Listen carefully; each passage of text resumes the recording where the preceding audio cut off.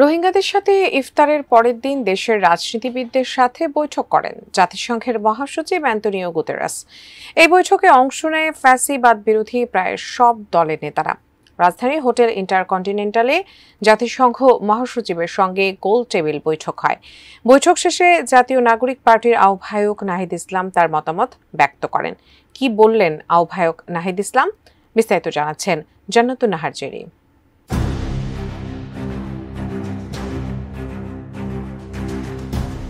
জাতিসংঘ মহাসচিবের সঙ্গে বৈঠকে সংস্কার নিয়ে জাতীয় নাগরিক পার্টির অবস্থান তুলে ধরেছেন বলে জানিয়েছেন দলটির আহ্বায়ক নাহিদ ইসলাম। বলেছেন, সংস্কার ও গণহত্যার বিচারে জনগণের কাছে আমরা প্রতিশ্রুতিবদ্ধ।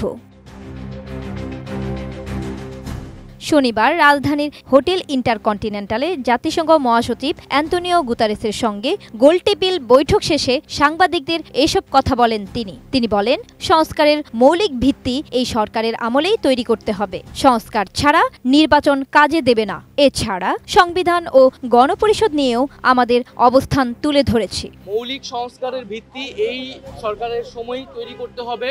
জুলাই সনদে তার দ্রুত বাস্তবায়নের কথা বলেছি। গণপরিষদ ছাড়া সংবিধানের মৌলিক কোনো পরিবর্তন আসলে কিন্তু টেকসই হবে না। সেই জায়গা থেকে আমরা গণপরিষদ নির্বাচন চাচ্ছি। আর সামনের যে জাতীয় নির্বাচনটা একই সাথে আইনসভা এবং গণপরিষদ নির্বাচন এবং পাশাপাশি আমরা বিচারের বিষয়টা বলেছি। বৈঠকে বিএনপির হয়ে দলটির মহাসচিব মির্জা ফখরুল ইসলাম আলমগীর ও স্থায়ী কমিটির সদস্য সালাউদ্দিন আহমেদ, জামাতের সেক্রেটারি জেনারেল মিয়া গোলাম পরোয়ার সহ বিভিন্ন দলের নেতা অংশ নেন। কেন্দ্রিক যে বিষয়গুলো আছে সেগুলো করে ফেলা এবং তার দ্রুত ইলেকশন করা এবং একটা পার্লামেন্টের মাধ্যমে বাকি বিষয়গুলোকে আমরা করতে হবে। এটা চলমান প্রক্রিয়া, সেই বিষয়গুলো আমরা বলে এসেছি। ডিজাইন, এলিগেন্স, বিউটি, সেরা পণ্য সবার জন্য জেভিকো। বৈঠক শেষে বিএনপির স্থায়ী কমিটির সদস্য সালাউদ্দিন আহমেদ বলেন, সংস্কার ও নির্বাচন কিভাবে হবে সেটি বাংলাদেশের অভ্যন্তরীণ ইস্যু বলে জাতিসংঘ মনে করে।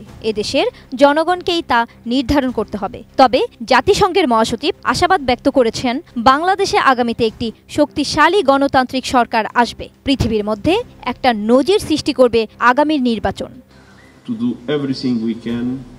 To support Bangladesh in this crucial period and at the same time to draw the attention of the international community for the need to fully support you and for the need to fully support the generous action of Bangladesh in hosting such a large number of refugees in such difficult circumstances.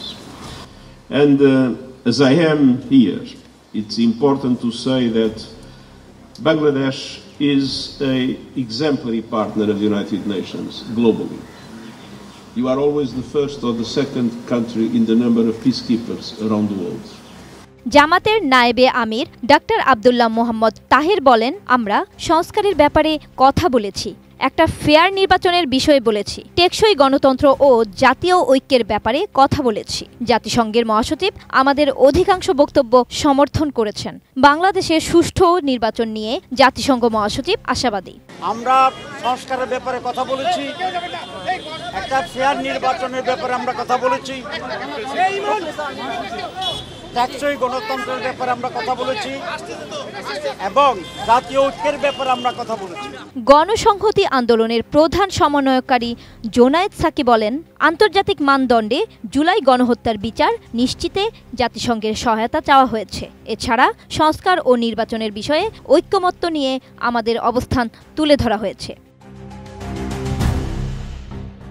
বৈঠকে আইন উপদেষ্টা আসিফ নজরুল, জাতীয় ঐক্যমত্য কমিশনের সহসভাপতি অধ্যাপক doctor Ali Riaz সহ সংস্কার কমিশনের প্রধানরা অংশ নেন।